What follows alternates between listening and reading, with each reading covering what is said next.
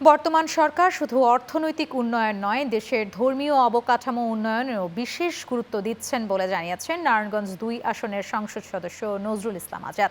দুপুরে উপজেলা পরিষদ প্রাঙ্গণে একযোগে উপজেলার ১৬৫টি মসজিদে অনুদান বিতরণ অনুষ্ঠানে তিনি একথা বলেন। এ সময় স্থানীয়রা জানান, এর আগে কোনো সংসদ সদস্যই এত বড় বরাদ্দ মসজিদের জন্য আনতে পারেননি। বিস্তারিত ডেস্ক রিপোর্টে। দায়িত্ব গ্রহণের পর থেকেই ঢাকার পার্শ্ববর্তী নারায়ণগঞ্জের ২৫০০ উপজেলায় একের পর এক উন্নয়ন কার্যক্রম পরিচালনা করছেন নারায়ণগঞ্জ ২ আসনের সংসদ সদস্য নজরুল ইসলাম আজাদ।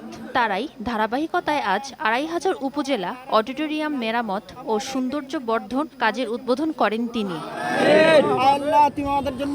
পরে উপজেলার ১৬৫ মসজিদের জন্য একযোগে ১,৬৫,০০,০০০ টাকার বিশেষ অনুদান প্রদান অনুষ্ঠানে যোগ দেন এই সংসদ সদস্য।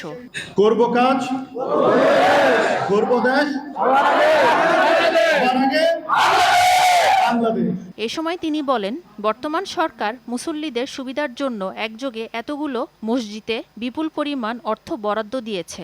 আজকে দেখেন, আমাদের মুসল্লি ভাই বোনদের জন্য বলতে চাই, এই যে ধর্মীয় বরাদ্দ আসছে, মসজিদের বরাদ্দ আসছে, এই বরাদ্দগুলো